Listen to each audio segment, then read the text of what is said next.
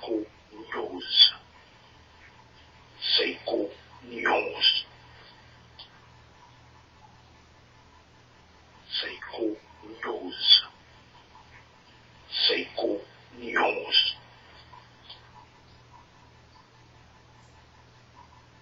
Seiko News. Voici les principaux titres qui seront développés aujourd'hui.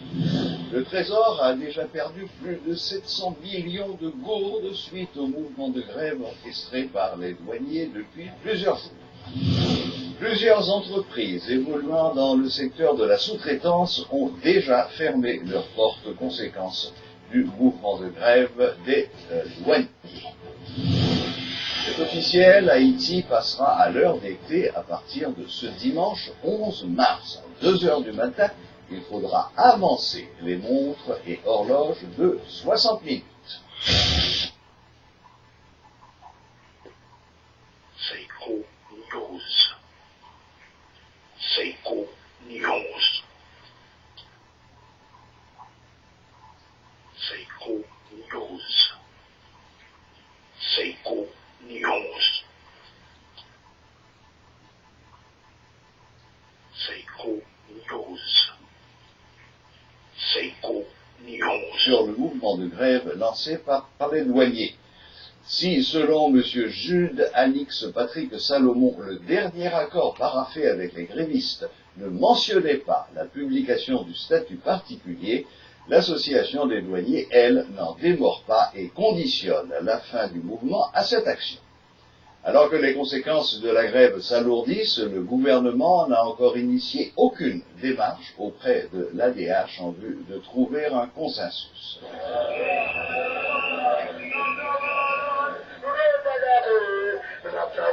Nous allons parler de statut particulier, et non seulement le ministre a précisé dans le point, je crois que au point 3, que l'implémentation du statut particulier aura des incidences budgétaires. Cela va de soi. Et le ministre l'a si bien compris qu'il a précisé dans ce point qu'il s'agira d'un salaire spécifique. Donc, et il l'a signé. Donc maintenant, quand le ministre a parlé dans la radio pour dire qu'il y a arrêt de travail parce que nous réclamons un ajustement de salaire ou une augmentation de salaire, donc c'est tout le contraire. Donc ce qu'il y a comme vérité, c'est que la commission toujours est gagnée pour travail sur finalisation et établir des échéanciers. Parce que regarde, le ministre des Finances sait personnellement bien que pour être appliqué au plus tard le 1er octobre 2018, il y a tout un processus. Ceci étant, pas appliquer statut particulier dans la mesure où, avant projet budget, n'a pas pris en compte. Donc, et le ministre le sait bien. C'est ça que nous disons encore que dans échéancier pour application statut, pour implémentation statut particulier, la publication, il fait partie intégrante de l'échéancier ça. Donc, le ministre connaît personnellement bien que finalisation, il y a d'année, et dans la révision pour aspect légal statut, mais tout publication et montre que dans le point 5, terme de référence là, il prépare, commission déjà préparé déjà, arrêté que le Premier ministre va signer. Donc, pour l'entrée en application le 1er octobre 2018, évidemment, il faut que l'avant de projet, le budget de la douane doit être préparé en conséquence. Donc, c'est ça la situation.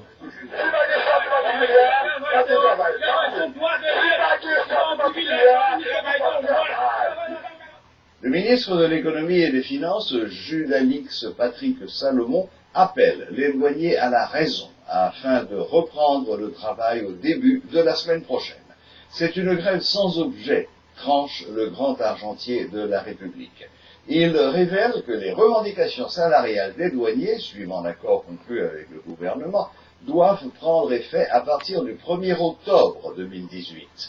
Le gouvernement avait déjà accordé un ajustement de salaire de 40% dans le cadre de l'accord de 2017.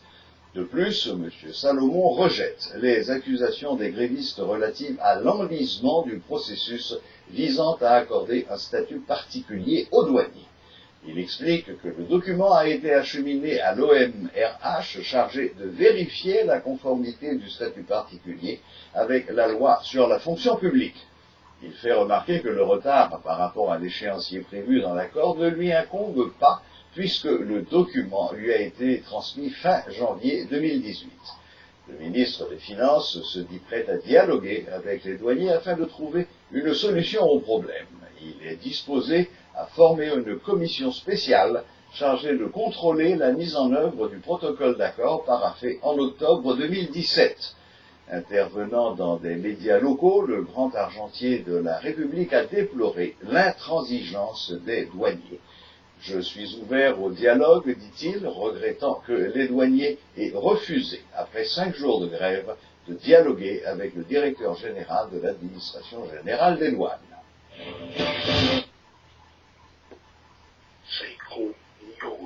Déjà entraîné la fermeture de plusieurs entreprises évoluant dans le secteur de la sous-traitance faute de travail, révèle le président de l'Association des industries d'Haïti, ADI. Georges Sassine, qui regrette l'attentisme des autorités face à ce mouvement qui cause des pertes importantes au pays, les appelle à agir pour que la grève cesse au plus vite et que l'activité normale reprenne.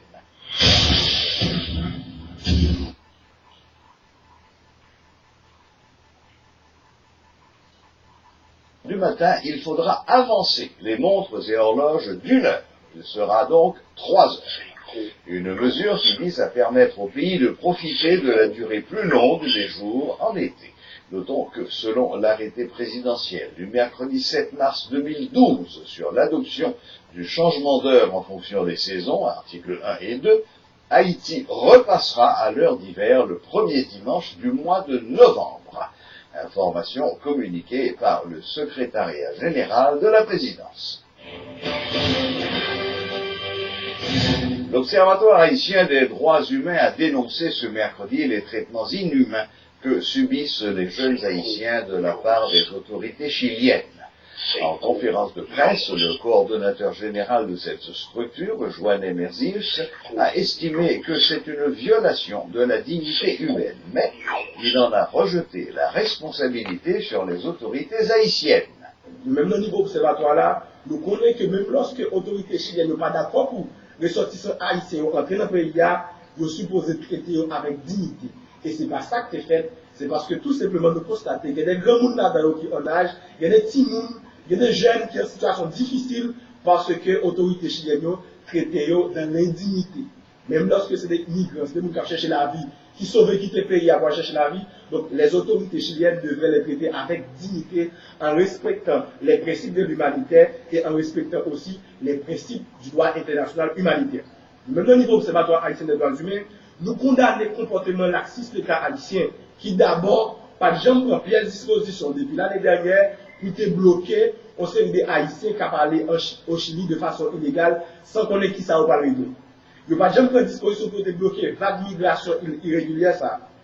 Or, qu'on y a là, malgré la situation ça a répété, malgré Haïti trouvé une situation difficile, nous partons des ministères Affaires étrangères et commission Affaires étrangères et Sénat et Chambre des députés, on va prononcer sur cette question ça. Nous avons demandé pour fixer position officiellement sous traitement inhumain et dégradant qui ressortissent haïtiens après dans l'aéroport Chili, qui c'est une atteinte à la dignité humaine, mais qui c'est une violation tout des droits fondamentaux, vous le savez.